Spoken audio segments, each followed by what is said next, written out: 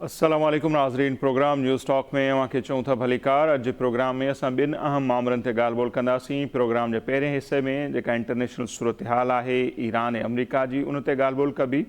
उन हवाले सां ज़ाहिर हाणे डिघे अरसे खां इन ॻाल्हि ते बहस थिए पियो थो त जेका डोनाल्ड ट्रम्प जी पॉलिसी आहे उहा कंहिंखे बि सम्झ में नथी अचे।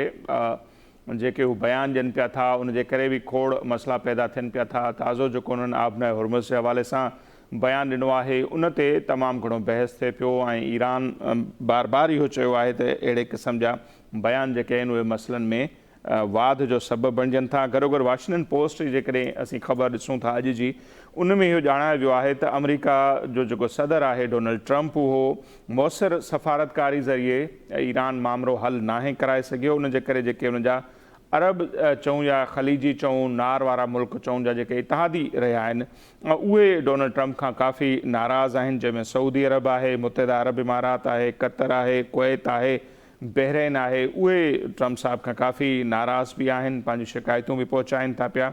ऐं गॾोगॾु अख़बार इहा बि दावा कई आहे त हाणे जेके ही मुल्क आहिनि इहे इन ॻाल्हि ते सोचनि पिया था त रुॻो अमरीका ते ई डिपेंड न कजे, बल्कि ॿिया जेके मुल्क आहिनि उन्हनि सां बि दिफ़ा जे हवाले सां मुआहिदा कजनि। ऐं अख़बार जी इहा दावा आहे त पाकिस्तान, सऊदी अरब ऐं तुर्की विच में जेको मुआहिदो थियो आहे इहा हिकिड़ी शुरूआति आहे ऐं ईंदड़ ॾींहंनि में उन में अञा वधीक वाध थी सघे थी, के नवां मुआहिदा बि थींदा।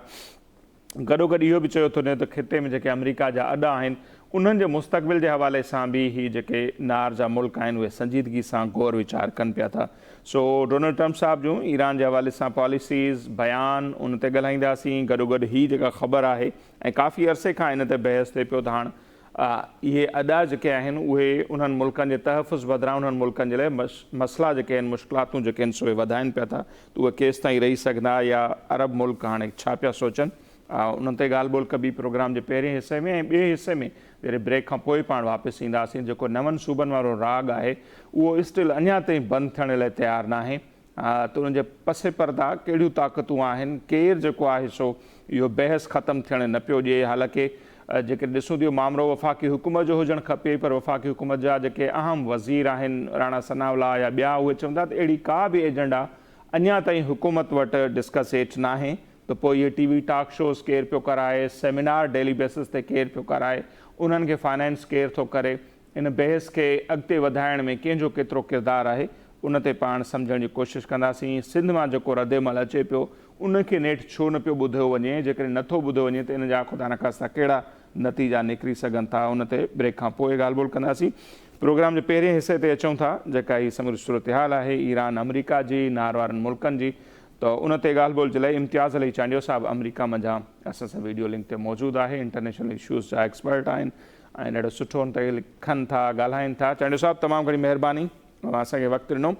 कीअं था ॾिसो ट्रम्प साहिबु, दुनिया पुर उमीद जॾहिं थी वञे त भई हाणे ओमान ऐं ईरान जेको मुआहिदो पियो थिए आबनाए हुर्मुज़ जे हवाले सां, या ही फाइनल डील थियण वारी आहे, अचानक सां वरी हमलनि जी शुरूआति थी वञे, कॾहिं अहिड़ो को बयानु अची थो वञे, कॾहिं चवंदा आहिनि न जहाज़नि जे ज़रिए या मिज़ाइलनि ज़रिए हमला, कॾहिं ज़बानी हमला थियनि था, पोइ पाण ॾिसूं था त सूरत हाल वरी ख़राबु थी वञे। ताज़ो जेको आबनाए हुर्मुज़ खे अमरीका जो हिसो बणाइण जे हवाले सां ट्रम्प साहिब जो बयानु आहे ऐं जेके ॿिया बयान ॾींदो थो रहे, कीअं था ॾिसो उनखे, ऐं अहिड़ा बयान हिन मसइले खे हल न कराइण जो केतिरो सबबु बणिजनि था? बयानबाज़ी त ॿिन्ही पासनि न थिए पई ऐं जेको प्रेसिडेंट जो बयानु आहे हितां अचे पियो उहो मुंहिंजे ख़्याल में पाण अॻ में बि डिस्कस कयो त जेका हिकिड़ी लठ ऐं चट वारी पॉलिसी आहे उहा त हिते फॉरेन पॉलिसी जो हिकिड़ो अहम जुज़ आहे। त हो प्रेशर जेको में आणण जे लाइ, अंडरमाइन जेको प्रेशर जे अंडर आणण जे लाइ अहिड़ा बयान ॾींदा आहिनि। ॾिसणो इहो आहे त छा मिलिट्री कैपेबिलिटी या जेका पावर आहे उहा एतिरी आहे त छा उन बयाननि खे अमली जामो करायो वञे।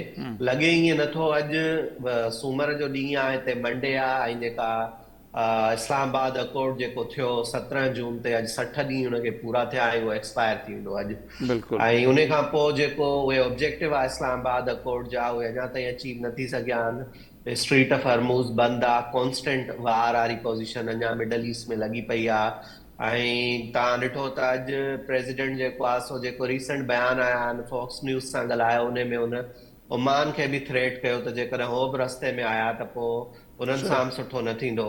त मां सम्झां थो त इहा हिकिड़े तरह जी फ्रस्ट्रेशन बि ज़ाहिर थिए पई त जेके ऑब्जेक्टिव आहिनि मिलिट्री उहे अचीव न थी सघिया आहिनि, उहे मिलिट्री ऑब्जेक्टिव ऑन ग्राउंड बि न थी सघिया आहिनि। ऐं वरी जॾहिं असां टेबल ते नेगोशिएशन जी ॻाल्हि कयूं था त उते बि को डील फाइनल कंक्लूसिव डील न पई थिए। त उन सां पोइ आहे त हिकु जेको प्रेशर आहे उहो बिल्ड थिए पियो, इंटरनल प्रेशर बि बिल्ड थिए पियो, एक्सटर्नल प्रेशर जी तव्हां ॻाल्हि कई त एक्सपेक्टेशंस हुयूं जेके मिडल ईस्टर्न मुल्क आहिनि उन्हनि जूं, त उहो न पियो थिए। जॾहिं उहो न पियो थिए त पोइ ज़ाहिर आहे अहिड़ा बयान ईंदा ऐं कोशिश इहा ई कई वेंदी त कहिड़े न कहिड़े तरीक़े सां जेको आहे सो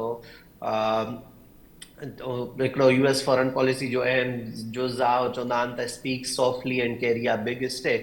त पर हिते हाणे तव्हां ॾिसो पिया त जॾहिं सॉफ्ट ॻाल्हायो वियो ऐं स्टिक ॾेखारी वई त बि मसइलो हल न थियो। हाणे हार्ड टॉक थिए पई ऐं उन खां पोइ स्टिक बि ॾेखारी पई वञे त बि मसइलो न पियो हल थिए। त ही मां सम्झां थो त ही कॉन्फ्लिक्ट अॻ में पाण डिस्कस कंदा रहिया आहियूं त ही ॾाढो कॉम्प्लिकेटेड आहे ऐं हिन में ॾाढो घणो पेशेंस खपे। जेके मामला आहिनि ख़ासि तौर ते हल करण जा उहे एतिरो जल्दी न थींदा, उहे धमकियुनि सां बि हल न थींदा ऐं हिकु या ॿ या 4 राउंड्स ऑफ टॉक्स जेके आहिनि उहे इनसफिशिएंट आहिनि इन्हनि खे रिज़ोल्व करण जे लाइ।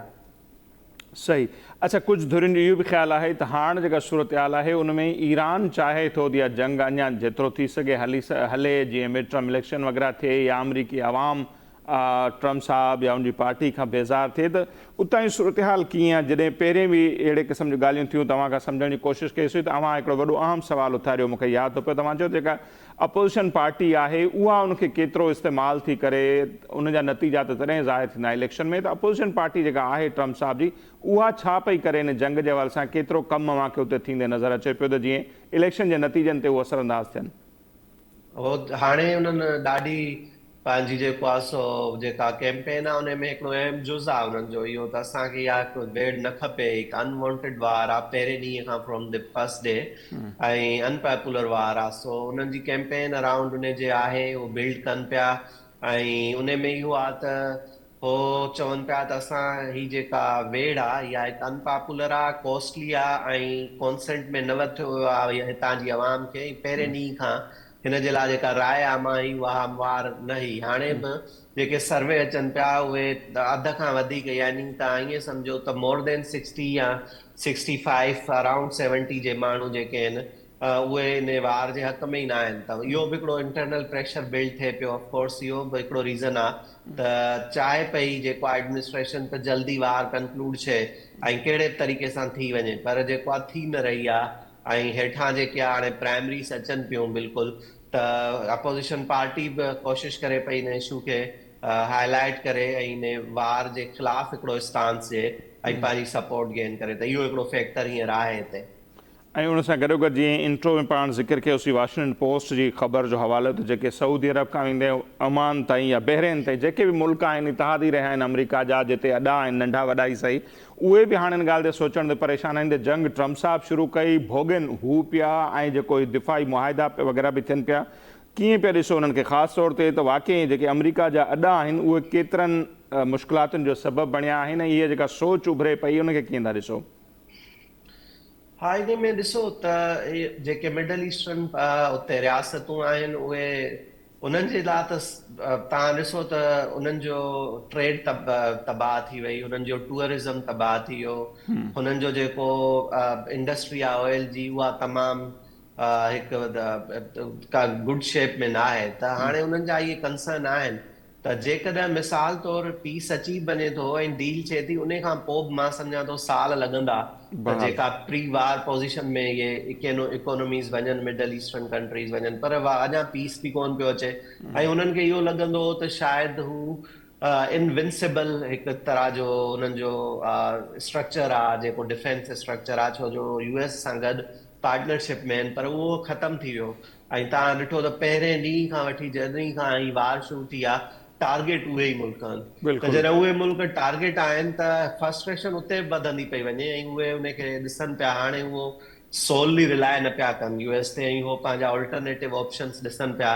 ऐं उहे तव्हां ॾिसो पिया त जेके रीजन में जेके नया अलायंस ठहनि पिया, जेके नवां एग्रीमेंट्स थियनि पिया, उहे बि उहे रिफ्लेक्ट कनि था त जेके मिडल ईस्टर्न पावर्स आहिनि हाणे उहो हिकु मुल्क ते नथा रिलाए करे सघनि, न हो चाहिनि था, उनजो उन्हनि ॾिसी चुको आहे त उन्हनि खे गारंटी या उन्हनि जो पीस या उन्हनि जी सिक्योरिटी स्टेब्लिश नथो करे सघे यूएस, त पोइ छा पिया कनि त हो जेको आहे सो ऑल्टरनेटिव शयूं ॾिसनि पिया, प्रेशर बि विझण जी कोशिशि कनि पिया, ऐं हो हुननि जो प्रेशर ज़ाहिर आहे कम्युनिकेट ईअं ई कंदा त ॿिए अलायंस तरफ़ वञनि, ॿिए मुल्क तरफ़ ॾिसनि सिक्योरिटी जे लाइ, पोइ सिक्योरिटी डील ॿिए सां वञी कनि, त डायरेक्टली ऐं इनडायरेक्टली ॿिन्ही तरहनि सां हू पंहिंजो मैसेज कम्युनिकेट कनि पिया वाशिंगटन खे। त पोइ इहो बि अमेरिका जे लाइ केतिरो वॾो लॉस आहे मुंहिंजे ख़्याल में? इहा जंग वाक़ई हींअर ताईं जेका सूरत हाल आहे त वधीक जेकॾहिं ईरान जो त खणी नुक़सानु थियो आहे, पर वधीक पाण ॾिसूं था त अमेरिका जो वधीक नुक़सानु थिए पियो। हीअ अॾा वग़ैरह ख़तमु पिया थियनि, या जेका ख़िते में चौधराहट जेको लफ़्ज़ इस्तेमालु थींदो आहे जेकॾहिं उहा बि ख़तमु थिए पई, त इहो केॾो वॾो लॉस आहे मुंहिंजे ख़्याल में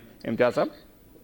इहो त क्रेडिबिलिटी जो लॉस आहे, ऐं हिते बि इहा डिबेट थिए पई, एकेडमिया में बि थिए पई, पॉलिसी सर्कल्स में बि थिए पई, त जेका हिकिड़ी क्रेडिबिलिटी उहा त डैमेज थी आहे, ऐं इहा इन जी हिकिड़ी वॾी कॉस्ट थींदी, छो जो जेका पॉलिटिक्स या पावर जेका हूंदी आहे that is all about perception. तव्हांजो जेतिरो मज़बूत परसेप्शन आहे, जेतिरो तव्हांखे तव्हांजी क्रेडिबिलिटी स्टेब्लिश थियल आहे, त तव्हां ओतिरो ई घणो पावर एक्सरसाइज कंदा हो, पर जॾहिं क्रेडिबिलिटी ऐं परसेप्शन में डेंट अची थो वञे त पोइ उन खां पोइ ज़ाहिर आहे उहा पावर जी उहा हैसियत नथी रहे, त अफकोर्स इन जो हिकिड़ो लॉन्ग टर्म जेको आहे सो लॉस हूंदो।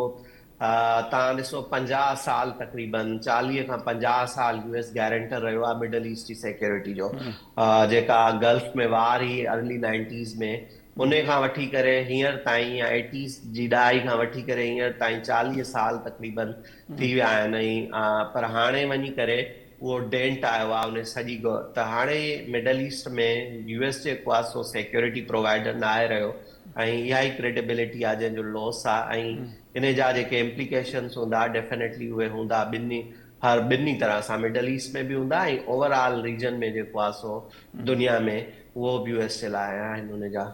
बिल्कुलु। ऐं हीअ जेके नवां मुआहिदा थियनि पिया, जीअं पाण ॾिठोसीं गुज़िरियल साल सेप्टेंबर में पाकिस्तान सऊदी अरब जो थियो, हाणे तुर्की पाकिस्तान ऐं सऊदी अरब जो जेको मुआहिदो या मका एग्रीमेंट जंहिंखे चवनि था, इन जी केतिरी इंपॉर्टेंस था ॾिसो? ऐं अञा ताईं ट्रोने जो ट्रम्प साहब असां ॾिठो आहे त उनजी हिमायत थो करे, या भई जेको बयानु कल्ह ॾिनो अथनि, पर इनखे अमेरिका में कीअं थो ॾिठो वञे मुंहिंजे ख़्याल में?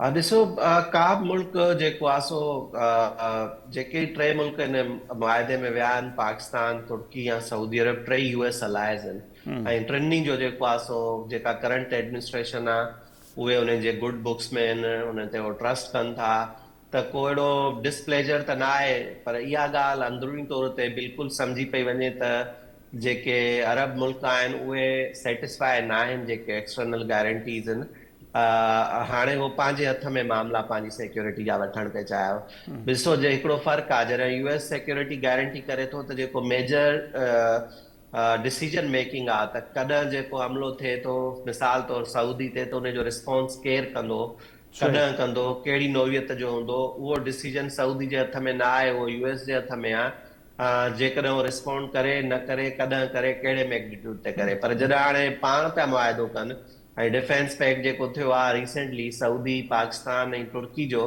त हाणे ई जेको डिसीजन मेकिंग हूंदो, रिस्पॉन्ड करण वारो, उहो हिननि वटि पाण हूंदो, हिननि जे पंहिंजे हथ में हूंदो, ऐं पाण फ़ैसिलो करे सघंदा त किथे जवाबु ॾियणो आहे, कहिड़ी नोवियत जो जवाबु ॾियणो आहे, कहिड़ो मैग्नीट्यूड हिन में हूंदो। ऐं तव्हां ॾिसो हिन में टे अहम शयूं, हुन जेका कैपिटल आहे, यानी कि जेको तव्हां ॾिसो जेको रियाल आहे या जेको पैसो आहे, उहो सऊदी जो तमामु अहम आहे, उन्हनि वटि पैसो आहे।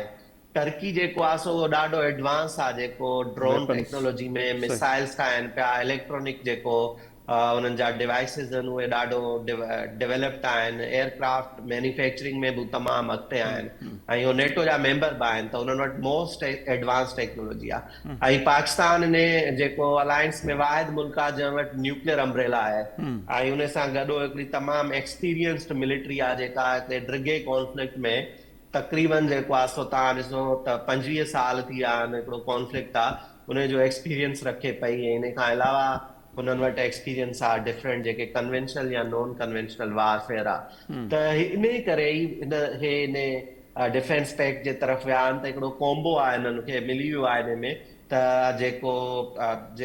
जेका फाइनेंशियल सपोर्ट आहे उहा सऊदी करे सघे थो, टर्की एडवांस टेक्नोलॉजी ॾेई सघे थो, एक्सपीरियंस जेको आहे सो पाकिस्तान जो आहे।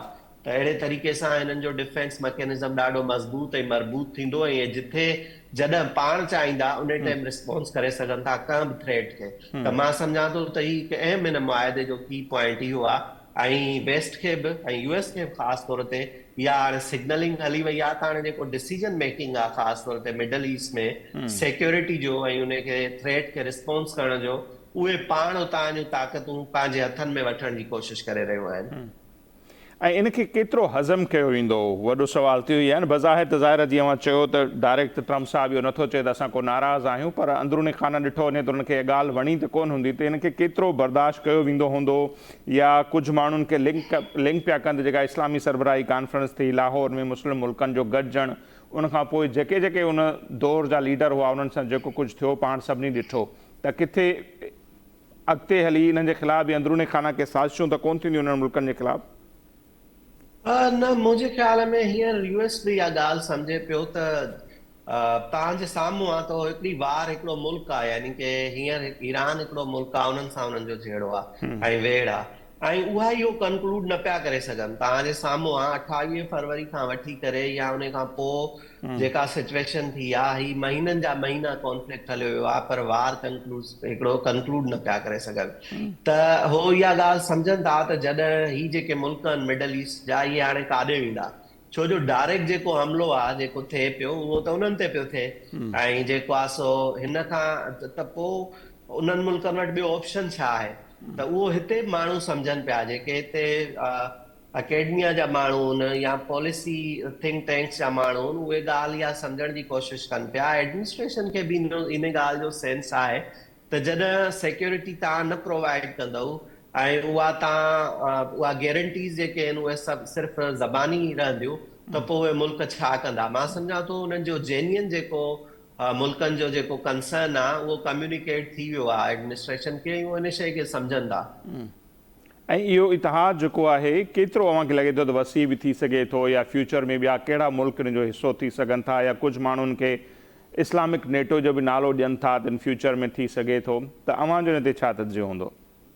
इन में त ॾिसणो पवंदो त जेके मुल्क आहिनि, सऊदी अरब पॉलिटिकली हिकिड़ो स्टेबल मुल्क नज़र अचे थो, उते हिकिड़ी पाण विथिन सऊदी का अहिड़ी पॉलिटिकल स्ट्रगल हींअर त कान्हे। तुर्की में अब हिकु तरह जी कुझु हद ताईं जेको आहे सो उर्दगान जी जेका ग्रिप आहे उहा न रही आहे, जेका 15 साल अॻु में या 10 साल अॻु में ई, ऐं पाकिस्तान में बि हिकिड़ी पॉलिटिकल अनसर्टेनिटी आहे। त मां सम्झां थो त जेको इन जो इंटरनल फैक्टर घणो हूंदो, छो जो तव्हां जेतिरो पाण मज़बूत आहियो, जेतिरो तव्हां पाण वज़न रखो था, ओतिरो ई वज़न तव्हां खणी सघो था। इहो हिकिड़ो इंटरनेशनल पॉलिटिकल पावर जो प्रिंसिपल आहे। त हाणे जेतिरो ही मुल्क पॉलिटिकली पाण स्टेबल हूंदा, मिलिटरीली स्टेबल हूंदा, सिक्योरिटी वाइज स्टेबल हूंदा, त ही एक्सटर्नल बोझ कंहिं ॿिए मुल्क जो खणण जी पोज़ीशन में हूंदा ऐं इन इताद खे जेको आहे सो अॻिते वधाईंदा। यादि रखो त जॾहिं तव्हां को मुआइदो कंदा हो या एग्रीमेंट कंदा हो, त उन सां गॾोगॾु तव्हांजे मथां हिकिड़ी एडिशनल ज़िमेदारी बि ईंदी आहे, रिस्पॉन्सिबिलिटी बि ईंदी आहे। हींअर तव्हां ॾिठो त जेको बाबुल मंदब जेको रेड सी वटि हमिलो थियो हिकिड़ो शिप जे मथां, हुन में 3 पाकिस्तानी सेलर रिपोर्ट अचनि थियूं त उहे मारिजी विया आहिनि, टोटल 6 माण्हू उन अटैक में मारिया विया आहिनि। त हाणे जेकॾहिं होती को ॿियो हमिलो कनि था ऐं उन में वरी पाकिस्तानी सेलर या पाकिस्तानी कार्गो या पाकिस्तानी शिपमेंट जेको आहे उनजी ज़द में अचे थी, त छा पोइ पाकिस्तान रिस्पॉन्ड कंदो होतिन खे, इहो ॾिसणो पवंदो। जे न कंदो त इन में पोइ वरी पाकिस्तान जी जेको क्रेडिबिलिटी आहे इन पूरे सिक्योरिटी पैक्ट जे अचण खां पोइ उन ते सवाल थींदो। त इहो तमामु ही जेको कंहिं बि अलायंस में वञणु त ॾाढो सवलो हूंदो आहे, पर उन में जेका ज़िमेदारी पोइ अचे थी, उन ज़िमेदारी खे पोइ तव्हां कीअं निभायो था उन जे मथां डिपेंड करे थो त पोइ ॿिया मुल्क बि उन खे ॾिसी करे उन एग्रीमेंट में अची सघनि था तव्हां सां गॾु, या वरी उहो पंहिंजो अलॻि हिकिड़ो धार अलायंस सिस्टम या सेटअप ठाहिण जी कोशिश कंदा, जेकॾहिं उन्हनि खे लॻंदो त ही सस्टेनेबल या ही जेको डिफेंस पैक्ट आहे इहो केतिरो सस्टेनेबल आहे ऐं केतिरो सिक्योरिटी गारंटीज़ इन में प्रोटेक्ट थियनि थियूं उहो ॾिसंदा। त मां सम्झां थो वॾी ज़िम्मेदारी आहे जेके टे मुल्क आहिनि उन्हनि जे मथां अचे थी। ऐं ॾिसो इंटरनेशनल पॉलिटिक्स में या सिक्योरिटी में ऑप्टिक्स ॾाढो घणो मैटर कंदा आहिनि। जेकॾहिं इहे ऑप्टिक्स इहो वियो या इहो परसेप्शन हलियो वियो त जेकॾहिं तव्हां इन अलायंस जे मथां को हमिलो कयो था, इहो रिस्पॉन्ड नथा कनि, त मुंहिंजे ख़्याल में पोइ उनजी क्रेडिबिलिटी खे जेको आहे डेंट पवंदो। सही, ठीकु आहे इम्तियाज़ साहब, तमामु घणी महिरबानी, अवां पंहिंजो क़ीमती वक़्तु असांखे ॾिनो। नज़ीर इम्तियाज़ अली चंडियो साहब जो तजियो अवां जे साम्हूं आहे। हिते वक़्ते पियो मुख़्तसिर ब्रेक जो ब्रेक वठंदासीं ऐं जॾहिं वापसि ईंदासीं त जेको नवनि सूबनि वारो राग आहे, इंट्रो में जीअं पाण ज़िक्र कयोसीं त अञा ताईं बंदि थियण जो नालो न पियो वठे, त वाक़ई हिन भेरे इन में केतिरी संजीदगी आहे या जेको सिंध मंझां रिस्पॉन्स अचे पिया बिग नो बार बार मुख़्तलिफ़ प्लेटफॉर्म तां सिंध चए पियो बिग नो, उनखे छो न पियो ॿुधो वञे? जेकॾहिं नथो ॿुधो वञे त उनजो केतिरो नुक़सानु थी सघे थो, पाण उन ते ॻाल्हाईंदासीं।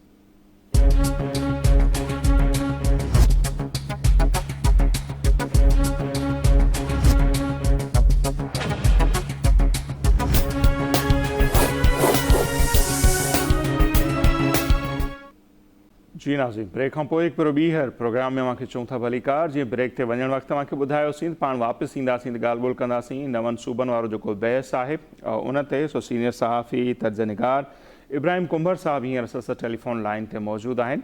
इब्राहिम साहब, तमामु घणी महिरबानी, तव्हां असांखे वक़्तु ॾिनो। इब्राहिम साहब, कीअं था ॾिसो त हिकिड़े वफ़ाक़ी वज़ीर घरू वज़ीर अची अहिड़े क़िस्म जो बयानु ॾिनो, उनखां पोइ पाण ॾिसूं था त जेका वफ़ाक़ी हुकूमत आहे त उहा ॼण तरदीद पई करे, राणा सनावला हुजे, कुझु ॿिया वफ़ाक़ी वज़ीर आहिनि, उहे चवनि पिया त अहिड़ी का एजेंडा जेका आहे नवनि सूबनि जे हवाले सां गौर हेठि न आहे, घटि में घटि हुकूमत वटि न आहे। पर तंहिंजे बावजूदि पाण ॾिसूं पिया इहो राग ख़तमु थियण जो नालो कोन पियो वठे। डेली टॉक शोज़ पिया थियनि, उन ते हिमायत में पिया थियनि, बल्कि ॿी धुर खे ॿुधो नथो वञे। हाणे त सेमिनार थियनि पिया मुख़्तलिफ़ शहरनि में, ऐं वरी सरकारी टीवी जेका आहे PTV उहा उनखे लाइव ॾेखारे थी, ॿिया टीवी चैनल लाइव ॾेखारनि था। जेकॾहिं हुकूमत जी इहा एजेंडा न आहे त पोइ कंहिंजी एजेंडा आहे? केरु हिनखे जेको आहे सो यको हलाइण थो चाहे या कहिड़ा नतीजा हासिल कंदो चाहे? इहो वरी अञा वॾो सुवालु हूंदो। हा जी नसीर साहब, इंतिहाई हिकिड़ो हसास क़िस्म जो इशू आहे ऐं बदकिस्मती आहे त सूबनि खे ठाहिण जे हवाले सां ही माण्हू जेका सोच आहे ऐं उहा फ़क़ति हू सम्झे थी या फ़क़ति जेका ज़मीन ते हिकिड़ो लीको कढण सां या इंतिज़ामी यूनिट या 1 यूनिट या 2 यूनिट उन सां जेको सो उहो सॼी जेको सो गवर्नेंस बहितर थी वेंदी हली।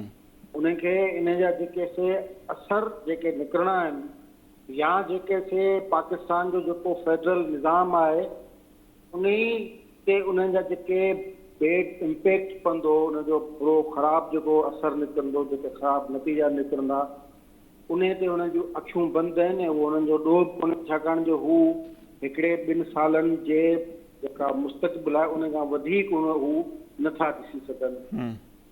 ही जेको हींअर इहे असुल में नई रागणी कोन्हे, ही तसलसुल आहे 1 यूनिट जो ऐं इन जे पोयां हिकिड़ो जेको वॾो टारगेट आहे या हिननि जेके हू हदफ़ ठाहिणु घुरनि था उहो इहा आहे त जेको कंट्रोल टोटल हुजे। बुनियादी तौर ते चई सघिजे थो जेको कॉलोनियल माइंड सेट आहे जेको इन्वेड कंदो आहे कंहिं मुल्क खे, कंहिं इलाइक़े खे फतह कंदो आहे, सोच उहा आहे कि जेके बि टेरिटोरियल जेके से रियासतूं वहदतूं जेके आहिनि जिन खे जहिड़ा तेड़ा तमामु घटि इख़्तियार मिलियल आहिनि उन्हनि खे पंहिंजे गोॾे हेठि जेको सो उहो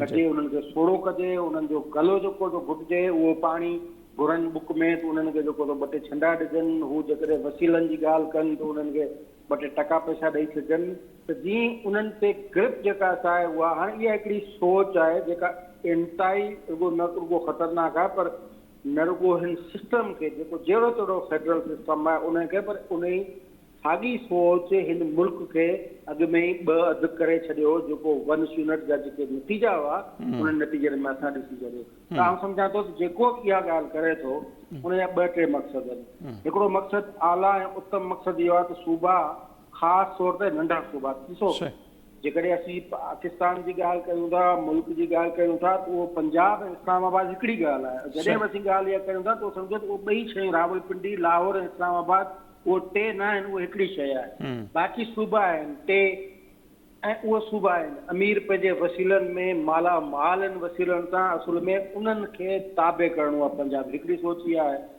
ॿी सोच इहा आहे त या जेको सो पंजाब में जेके आवाज़ उथनि था, जेको सराइकियुनि जो आवाज़ आहे, उन जो गॾो घोटिजे त जीअं ॿियनि सूबनि खे मुक़ाबले में आणिजे ऐं सराइकियुनि खे उन्हनि जी तारीख़ी जेका हैसियत, तारीख़ी ॿोली, तारीख़ी सकाफ़त आहे, उनजो उनजो दरमान न थिए, उन्हनि खे सूबो न ॾिजे ऐं उनखे पंजाब जे तख़्त लाहौर जो क़ैदी बणाए रखे। ॿी सोच इहा आहे। ॿी सोच इहा बि आहे, ऐं जेका सोच जेका हिन सियासतदान जेके थियनि या सियासी पार्टियूं आहिनि, उन्हनि खे give the name bed and hang it वारो जेको तस्वर आहे, त उन्हनि खे बदनाम करिणो आहे, उन्हनि खे गारियूं ॾियणो आहिनि, खाइणो पाण आहे, ख्वार उन्हनि खे करिणो आहे, त उन्हनि जे लाइ हिकिड़ो सबक़ु आहे त उन्हनि खे विराइजे, रखिजे ऐं पोइ डिवाइड एंड रूल तहत जेको सो उन्हनि ते हुकमानी कजे। मां सम्झां थो त को बि संजीदा क़िस्म जो सोच रखंदड़, मुल्क जे मफ़ाद बाबति सोचींदड़, मुल्क जे मुस्तक़बिल बाबति सोचींदड़, मुस्तक़बिल बाबति जेके ॻणती हुजे, उहो अहिड़े कंहिं बि मतिलबु हिकिड़ो अहिड़ो मुतालबो जंहिं अवाम जंहिंजे ख़िलाफ़ु आहे। ऐं ॿी ॻाल्हि त हिकिड़ियूं अहिड़ियूं स्कीमूं जंहिंखे ही गैर आइनी रंग ॾियण जी कोशिशि पिया कनि, उनजो सिधो सो मक़सदु रुॻो आइन जी ख़िलाफ़ वर्ज़ी न आहे, माण्हुनि जे अवाम जे मफ़ाद जी ख़िलाफ़ वर्ज़ी आहे, मुल्क जे मफ़ाद जी ख़िलाफ़ वर्ज़ी आहे। उनजा में बुरे जो जेको बुरो सोचींदो उन जो नतीजो सुठो त नथो निकिरी सघे। इहे ॿ टे शयूं जेके आहिनि, ऐं उन्हनि खे उन्हनि में हिननि जेको भाईजान वारनि खे अॻियां लॻाए छॾियो आहे, उहे बसि ॻाढ़ी पती ते रिंगदा वतन ऐं उन्हनि जो ख़ुदि जेको सो MKM वारो मामिलो आहे, उन ते बहस करे सघिजे थो त इन्हनि जो असली मसइलो छा आहे। इन्हनि जो सूबो बूबो त मसइलो ई कोन्हे, इन्हनि जा मफ़ाद ई अलॻि आहिनि, इन्हनि जा मफ़ाद ई ॿिया आहिनि। पर पाण जेकॾहिं MQM जो मुतालबो हिकिड़े लम्हे लाइ पाण इहो तसवुरु कयो MQM जो मुतालबो आहे, भई MQM कहिड़ी, MQM में त ख़ुदि 8 दड़ा आहिनि ऐं टोटल जेका त उर्दू स्पीकिंग आहे उनजी तर्जुमान MQM आहे कोन।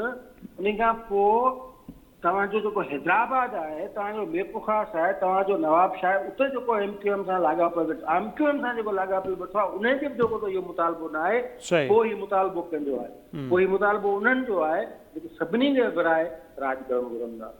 बिल्कुलु ईअं ई आहे। ऐं MQM त अहिड़ी क़िस्म जूं ॻाल्हियूं पहिरियां बि कंदी रही आहे, पर उनखे न को माण्हुनि गाह विधो पिए, न को मीडिया पे विधो। पर पोइ पाण ॾिठोसीं त मियां आमिर महमूद जहिड़ा माण्हू जेके मुशरफ जे दौर में लाहौर जा मेयर बि थिया, सभिनी खे ख़बर आहे त उहे कंहिंजा छॾियल आहिनि, उन जीअं सेमिनार कया, हाणे बि पाण ॾिसूं पिया त उहो काफ़ी अॻियां अॻियां नज़र अचे पियो। त इन करे लॻे थो त इहा एजेंडा ज़ाहिर आहे मथीं लेवल ते आहे। ऐं उहा ई ॻाल्हि अवां जीअं चयो पिया त नंढा सूबा हुजनि, उन्हनि जे वसीलनि ते कंट्रोल कजे। त अच्छा, इन सां गॾो गॾु हिकिड़ी ॿी ॻाल्हि जीअं मां चयो न सिराइकी सूबे जी, त कुझु माण्हू चवंदा भई पंजाब असेंबली जे तो ठहराव मंज़ूरु थियल आहे न, सूबाई असेंबली जी मंज़ूरी ज़रूरी आहे ॿिनि सूबनि जी, बहावलपुर ऐं जनूबी पंजाब। ख़ैबर पख्तूनख्वा असेंबली ताज़ो हाणे त हिकिड़ो ॿियो ठहराव मंज़ूरु कयो आहे मुखालफ़त में, पर पहिरीं हज़ारा सूबे जी हिमायत करे चुका आहिनि, ठहराव मंज़ूरु करे चुका आहिनि। त पोइ शुरूआति उतां खां छो कोन थी थिए? पोइ माण्हू ॾिसनि 5 साल 10 साल उहे हलनि था, ॾिसूं था त उहे केतिरी तरक़ी था कनि। दुरुस्त ॻाल्हि आहे। कल जेका MQM जे अॻुवाणनि जी प्रेस कॉन्फ्रेंस थी, टई जेके पाण में विढ़ियल आहिनि, उहे टई सूबे जे मामले ते 4-5 ॼणा इहे गॾु वेठा हुआ, उन्हनि जेको मुतालबो कयो आहे। त आउं उन ई तव्हांजे सवाल जे जवाब ते पोइ अचां थो। पहिरीं हिन खे थोरो आउं हिकिड़ो 2 जुमलनि में ॻाल्हि मतरूका उहो पंहिंजी प्रॉपर्टी खणी आया चवंदा ज़मीन उन ते। बिल्कुलु MQM जो जेको मुतालबो आहे, उन ई मुतालबे पहिरीं ॻाल्हि इहा आहे त अभी MQM जे मुतालबे जो तारीख़ी, इमरानी, समाजी, आलमी क़ानूनी हवाले सां अख़लाक़ी पस मंज़र में जेकॾहिं जाइज़ो वठिजे त उन में केतिरा ई सवाल उभरंदा। दुनिया में किथे बि कोन थियो आहे जेका दुनिया असल में जेका ही मुहाजर चवनि था न, असल में मसइलो इहो आहे त ही ख़ुदि इहो जेको टोलो आहे न, जेको अव्हांखे हाणे नज़र अचे पियो, इन्हनि मुहाजर काज़ खे विकिरो कयो आहे। पहिरीं ॻाल्हि इहा आहे त मुहाजर, पनाहगीरियत, लॾपला इहो हिकिड़ो अमल आहे। हिकिड़ी धरती तां निकिता, ॿी ते पहुता, उनखे शहरियत मिली, उहो प्रोसेस ख़तमु थी वियो। हीअ त हाणे 3 नसुलनि ताईं पंहिंजो पाण खे मुहाजरत जेका हुननि जी सुञाणप वारो कॉम्प्लेक्स आहे न, असल में त विढ़े पियो उन्हनि सां। ॿियो इन टोले खे इहो टोलो जेको सो आहे उहो इन नारे मां कमाए थो, प्रॉपर्टियूं ठाहे थो, इहे गाड़ी पतियुनि वारियूं जेके प्रोटोकॉल वारियूं गाॾियूं, सिक्योरिटी वारियूं गाॾियूं उन में हले थो। हीअ पंहिंजी जेके आबादी आहे, पंहिंजा जेके अज़ीज़ आहिनि उन्हनि खे ख्वार कराए उन्हनि खे माना 30-40 सालनि में पोयां ॾिसो त हिननि खे इन मुहाजिरत ऐं मुहाजिरत में जैन रहनमा चाहिए मंज़िल नहीं उन चक्कर में जेको सो ही केतिरा दरबदर थिया आहिनि, केतिरो हिननि खे नुक़सानु थियो आहे। पर इहो नुक़सानु थींदो छाकाणि जो इहो ई टोलो चाहे थो उन्हनि खे नुक़सानु थिए 80-60 सांगड़ में हुजे, असांजा कारोबार पुॼनि, असांजा टूअर पुॼनि। हिकिड़ी ॻाल्हि इहा आहे। ॿी ॻाल्हि इहा त दुनिया में किथे बि कोन थियो आहे त अहिड़ो को बि आलमी कानून कोन्हे जेको हक़ ॾे उन्हनि माण्हुनि खे जेको लॾे अचे ऐं उहो वरी ॻाल्हि करे इलाक़ाई ख़ुदमुख़्तियारी जी, उहो टेरिटोरियल जेको सो आहे उन जी इंडिपेंडेंस जी ॻाल्हि करे। आलमी कानून कहिड़ो? आलमी कानून तव्हां गरील क़ौमुनि वारो जेको मुहाजिरनि जो जेको कमिशनरेट आहे, जेको उन जा उसूल जेके आहिनि उहे 3 उसूल आहिनि। जेको मुहाजिर आहे उन में 3 ऑप्शन आहिनि। पहिरियों ऑप्शन इहो आहे त हू रज़ा ख़ुशी सां जेको सो उते रहे ऐं ज़िम थी वञे, जिम नथो थिए त रज़ाकारनि नमूने वापसि हलियो वञे। जेकॾहिं अञा बि न त पोइ हुननि खे 3 मुल्क में मोकिलियो वञे।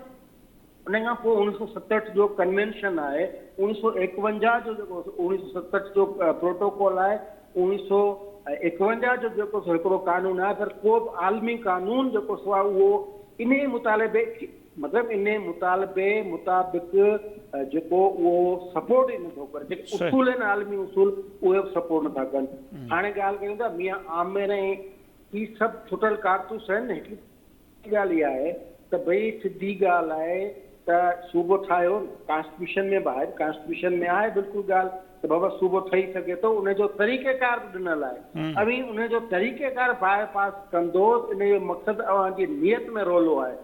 ऐं ॿी ॻाल्हि इहा आहे त लसानी बुनियादनि ते जेकॾहिं तव्हां माना तारीख़ खे छॾे ॾियो ऐं सकाफ़त खे छॾे ॾियो, रुगो ज़बान जे ॿोली बुनियाद ते ई सूबो ठाहींदो त पाकिस्तान में त 150 ॿोलियूं ॻाल्हाईंदियूं वञनि। पोइ तव्हां प्राविन खे किथे कंदो, गोजरनि खे किथे कंदो, बल्तिन खे किथे कंदो, शीनावारनि खे किथे कंदो। तव्हां फिर जेको पोइ बाक़ी जेके ॿोलियूं आहिनि उहो बलूचिस्तान में जेके हिंदको जेके वेठा आहिनि KPK में, उन्हनि खे ॿोलियुनि जे बुनियाद लसानी नस्ली बुनियादनि ते ठाहींदो त अव्हांजो रज़ा थी वेंदो पाकिस्तान। इहे सभु शयूं कंहिं बि गैर पॉलिटिकल इंटेटी जेका मियां आमिर टाइप, फवाद चौधरी टाइप, ठगा मोहम्मद अली दुरानी टाइप जेके आहिनि, इन्हनि खे इहा ॻाल्हि सम्झ में ई कोन ईंदी, अचणी न आहे। पॉलिटिकल इशू आहे, कॉन्स्टिट्यूशनल इशू आहे ऐं ही असीं नफ़रत जेका असां पखिड़े बाहि हिकिड़ी लॻाइण चाहिनि था मुल्क में। जेको बि ॻाल्हि करे थो इहा उहो हिन मुल्क जो नंबर 1 दुश्मन आहे। उहो हिन मुल्क में नस्ली रंग नस्ल जे एतबार खां, लसानी एतबार खां उहो बाहि लॻाइण करे थो ऐं उनजा नतीजा एतिरा ख़तरनाक निकिरंदा जो 71 वारा नतीजा विसरी वेंदा। अच्छा सर, पाण ॻाल्हि कयूं जेको सूबनि खे इख़्तियार आहे, आर्टिकल 229 जो बि हवालो ॾियो पिया, इन तरीक़ो इहो आहे त कुझु धुरियूं वरी इहो बि हिकिड़ो छॾनि पियूं बयानियूं त 28वीं तरमीम जी का तयारी पई थिए, उन में इन आर्टिकल में तब्दीली जी ॻाल्हि पई थिए। क्लास 4 जेको आहे तो हाणे सूबनि खे इहो इख़्तियार न हूंदो त उहा असेंबली जेका आहे 2/3 जी अक्सरियत सां मंज़ूरी ॾिए। छा वाक़ई में का अहिड़ी क़िस्म जी ॻाल्हि आहे या इहो सभु कुझु बि असीं सम्झूं त माण्हुनि जो ज़हन मापण जे लाइ या राय आमा मालूम करण जे लाइ इहो सभु कुझु थिए पियो? सरफेस ते 28वीं तरमीम जो को नुक़्तो कोन्हे। हितां हुतां ॻाल्हियूं अचनि थियूं, कुझु ख़्वाहिशूं हुजनि थियूं, कुझु मिक्स ख़बरूं हुजनि थियूं, त तमामु हिकिड़ी नंढी लेवल ते हवालदार टाइप जूं जेके थो ख़बरूं हुजनि थियूं, उन्हनि खे वॾनि फॉर्मनि ते छॾियो थो वञे। उनजा 2-3 मक़सद हुजनि था, मापियो थो वञे। उनजो मक़सदु जेको सो उहो सियासी नतीजा हासिलु करणु हुजे थो, समाजी हवाले सां हुजे थो। कई उनजा नतीजा हाणे उहो जेके जेके ख़बरूं हलराइनि था हेठि सिटे खां ऐं हिकिड़ी बाक़ाइदा प्रोपेगेटेड वे में हलराइनि था, उन्हनि वटि उनजा नतीजा नतीजा ई पाण था कढनि। बुनियादी जेको तज़ाद उहो इहो आहे त भई तव्हांखे हिन मुल्क जी जेका अवाम आहे, हिन मुल्क जूं जेके तारीख़ी क़ौमूं आहिनि जिन हिन मुल्क खे ठाहियो, उन्हनि ते तव्हांजो एतमाद रहियो ई कोन्हे। उन्हनि ते एतमाद नाहे रहियो त इन जो सिधो सो मक़सदु आहे त मौजूदा जेके बि सूबा आहिनि उन्हनि जो वफ़ाक़ एतमाद कोन्हे, उन्हनि जो कॉन्स्टिट्यूशन ते कोन्हे। जॾहिं तव्हां इहो जेको तमामु नाज़ुक रिश्तो आहे सूबनि में रहंदड़ तारीख़ी क़ौमुनि ऐं वफ़ाक़ जो, जॾहिं उन्हनि जो ते इतमाद ई तव्हां नथा करियो त उनजो मतिलबु तव्हां ऐलान था करियो त बाबा इन्हनि क़ौमुनि ते असांजो एतबार न आहे। क़ौमुनि ते एतमाद न आहे त पोइ त सवलो आहे, पोइ त तमामु सवलो आहे। पोइ त हिते इहे सभु सिस्टम को बि न हुजणु घुरिजे, हिते डंडो हुजे ऐं उहो थियो बि आहे 3-4 दफ़ा, पर उहो बि नतीजा हासिल न आहे करे सघियो। त आउं सम्झां थो त 18वीं तरमीम जा जेके नुक़्ता फिलर्स छॾिया था वञनि, त भई फिलर्स तव्हां मतिलबु कहिड़ा फोरम कहिड़ा आहिनि, कहिड़ा ऑथेंटिक फोरम आहिनि, इहे जेके जुडापट वारा जेके आहिनि ऐं टके टके जा जेके एंकर्स जेके आहिनि, इन्हनि जे मुंहं मां इहे कंहिंजी रहनुमाई मतिलबु कनि था, तर्जुमानी इहो बि अव्हां खां ज़रूरु सम्झणो हो त हिन समूरे मामले में इब्राहिम साहब जेको मीडिया जो किरदारु, न्यूट्रल वॾो लफ़्ज़ आहे, उहो त पाण रही कोन्हे मीडिया में न्यूट्रलिज़म, पर ॿी धुर खे ॿुधण ई न, जेको कुझु सिंध में हींअर आहे, जेको आवाज़ उथे पियो डेली बेसिस ते, जेके मुज़ाहिरा बि थियनि पिया, सोशल मीडिया भरी पई आहे, सिंध जा दानिश्वर आम माण्हू छा पिया सोचनि, उहा राय आहे ई कोन, वन साइडेड। जीअं PTV जो मूं इंट्रो में हवालो ॾिनो, कल मियां आमिर महमूद जहिड़ो माण्हू ॻाल्हाए थो त PTV ते उहा शइ लाइव थी हले, पर सिंध में जेको कुझु थिए पियो उहो ॾेखारियो नथो वञे। त मीडिया जे किरदार खे कीअं था ॾिसो हिन सॼी मुहिम में? जिते बिल्कुलु पीवर डेमोक्रेसी हुजे, सिस्टम बिल्कुलु शफ़ाफ़ हुजे, गैर जानिबदार क़िस्म जो सिस्टम हुजे, जिते बराबरी हुजे, जिते इंसाफ़ हुजे, जिते ला कानूनियत न हुजे, उते ई असांजो जेको इहो चोथों थंभ जेको आहे न, उहो गैर जानिबदार थी सघे थो। हींअर त कमर्शलिज़म ऐं मार्केटिज़म जेको मार्केटिंग आहे, उन ते ज़ोर आहे। अॻ में एडी जेका असां सूरत हाल हूंदी हुई, जो एडिटरनि खे जेके मिनतूं करणियूं पवंदियूं, लठ चट ॾेखारणी पवंदी। हाणे तव्हांजा सेठ जेके आहिनि उन्हनि जी झोलियुनि में वेठा आहिनि, ऐं उहो सेठ जेके आहिनि उहो लकीर कढियो था ॾियनि TV चैनल ते। त आउं सम्झां थो जॾहिं असीं चऊं था त ही जेका बि कुवत आहे हिननि मामलनि जे पोयां, जेका सूबनि वारे मामलनि जे पोयां, ऐं जेको मुल्क खे ऐं मुल्क जे समूरे सिस्टम खे बल्कि तमामु ख़तरनाक नतीजा कढण जे पोयां अची पिया, उन में तव्हांजो मीडिया जेको सेठ आहे उहो बि उन्हनि सां गॾु आहे। त जॾहिं सेठ ई उन्हनि सां विकिरो थी वञे, सेठ उन्हनि वटि वठे, सेठ बिल्कुलु अहिड़ो आहे जहिड़ो मियां आमिर आहे। हीउ सेठ बिल्कुलु उन ई सोच वारो आहे जेको भौंके थो, ॻाल्हाए थो, फवाद चौधरी या मोहम्मद अली दुरानी टाइप जेके माण्हू आहिनि, ही बिल्कुलु सेठ ओहिड़ो आहे। उनखे पंहिंजो दुकानु बचाइणो आहे, उन जो नज़रिए सां, उन जो तारीख़ी हदुनि सां, उन जो मुल्क जी बचाव सां, उन जी मुस्तक़बिल ते नज़र न आहे। उहो इहो नतीजो नथो कढे त इहे जेके असीं ॿारियूं पिया, इन जो ईंदड़ 10 सालनि में, ईंदड़ 15 सालनि में केॾो ख़तरनाक नतीजो निकिरी सघे थो। जेकॾहिं नस्ली ऐं ॿोली जे बुनियाद ते जेकॾहिं को सूबो थिए थो, त उन जा नतीजा ईंदड़ 15 सालनि में कहिड़ा निकिरी सघंदा, हू ओॾा सोचे ई नथो। हुनखे सुभाणे जो इश्तिहार जो मसइलो आहे, उनजे करे आउं सम्झां थो मीडिया जो, ख़ासि तौर ते जंहिंखे असीं क़ौमी मीडिया था चऊं, उर्दू मीडिया, उनजो इंतिहाई भोंडो, इंतिहाई ग़लीज़, इंतिहाई घटिया किरदारु आहे। ऐं उहा असां सिंधी माण्हुनि जे जेके ज़ख़्म आहिनि उन्हनि ते लूणु बुरके पई। ॿिया जेके छाड़तू क़िस्म जा, छुटल कारतूस क़िस्म जा जेके किरदार आहिनि, गैर सियासी क़िस्म जा किरदार आहिनि, बिल्कुलु उन्हनि सां गॾिजी। सही। अच्छा, हिते इहो त थियो मीडिया जो किरदारु, पर जेके मुख़्तलिफ़ वफ़ाक़ी इदारा आहिनि, जीअं NCCA नाले IA जे नाले सां जेको नओं इदारो ठहियो आहे, जंहिं अयाज़ लतीफ़ अली जेके तक़रीर ते नोटिस मोकिलियो, उनखे घुराए बि वरितो, वरी सवाल मोकिलिया, उन इदारे जो जेकॾहिं पाण किरदारु ॾिसूं था त फवाद चौधरी जो माण्हू थ्रेट थो करे त असांखे ॿिया तरीक़ा बि अचनि था, को नोटिस कोन्हे। मुस्तफ़ा कमाल जो बयानु रिकॉर्ड ते आयो, उन चयो त पोइ माण्हू हथियार बि खणी सघनि था जेकॾहिं मायूस थिया ऐं सूबा न ठहिया, पर को नोटिस कोन्हे। त इन्हनि इदारनि जो किरदारु कीअं था ॾिसो? वरी आउं सम्झां थो जेके इदारा आहिनि, उहे इदारा हमेशह जॾहिं हिकिड़ी आमराना सोच मुसलत करण जी कोशिश थिए या उन जे लाइ मुख़्तलिफ़ हरबा इस्तेमालु थियनि, इहे समूरा इदारा हाज़िरी जा नौकर थी बीह रहंदा आहिनि ऐं उन्हनि इदारनि खे इशारो ॾिनो वेंदो आहे त तव्हांखे हाणे कंहिं ते जेको सो आहे उहो बाहोड़ करणी आहे, कंहिंजे पोयां वठ करणी आहे, कंहिंजे पोयां हूड़ करणी आहे। त ही सभु इदारा, ऐं आउं सम्झां थो त जेकॾहिं ही साज़िश थी, हीअ असल में साज़िश आहे, को इम्कान के इनखे ॻाल्हि चवण जी ज़रूरत कोन्हे। ही साज़िश आहे ऐं उन साज़िश जो महवर सिंध आहे, यानी वॾे में वॾी सिंध जे ख़िलाफ़ साज़िश आहे। छाकाणि जो उते जेकॾहिं हिननि अहिड़ो को तजुर्बो कयो त उन जा भयानक नतीजा असीं तव्हां असीं ॾिसी सघूं पिया, हिननि खे नज़र नथा अचनि, हिननि खे ईंदा त इहे जेके इदारा आहिनि इहे अञा वधीक इस्तेमालु थियणा आहिनि मुस्तक़बिल में। जेकॾहिं इहा साज़िश हिननि रचे छॾी आहे, हुननि फ़ैसिलो करे छॾियो आहे, हिननि खे शुरूआति जेकॾहिं सिंध खां करणी आहे त इहे इदारा जेके हाज़िरी जा नौकर थी चुका आहिनि, जेके सरकार जा जेके आला कारिंदा आहिनि या जेका बि इहा सोच आहे उन सोच जे ॾाढो इहे इदारा मजबूर आहिनि। ऐं उहे जेके ॿिया असल में थियनि हिते उहो ई थो थियनि जेको जंहिंजो मैंडेट न आहे। मियां आमिर जो कहिड़ो मैंडेट आहे तो सूबनि जी ॻाल्हि करे, उहो त मैंडेट असेंबलियुनि जो आहिनि, कॉन्स्टिट्यूशन जो मैंडेट आहिनि, उहो त पार्लियामेंट जो मैंडेट आहिनि। फवाद चौधरी खां पुछ तूं जेको तूं कहिड़े माना तूं कंहिंजो तर्जुमान आहीं, तूं चूंडियल नुमाइंदो आहीं, तूं पार्टी कहिड़ी जो आहीं, मोहम्मद अली दुरानी कहिड़ी पार्टी जो आहे। त हिकिड़ो सियासी कॉन्स्टिट्यूशन ऐं हिकिड़ा ऑर्गेनाइज़ेशन या जेके इंस्टीट्यूशन्स आहिनि उन्हनि जा मसइला आहिनि उहे हिकिड़नि अहिड़नि माण्हुनि जे हथ में न आहिनि। ऐं सम्झां थो जेके अहिड़ियूं हरकतूं कनि था, ॾिसो हीउ बिल्कुलु हिकिड़ो सिधी सही ॻाल्हि आहे, जेका शइ कॉन्स्टिट्यूशन में आहे उन ई अमल दरामद जे लाइ उन जा इदारा बि आहिनि, जेके कॉन्स्टिट्यूशन फ्रेमवर्क ॾिनो आहे उन जा इदारा उहे ई कमु कंदा आहिनि।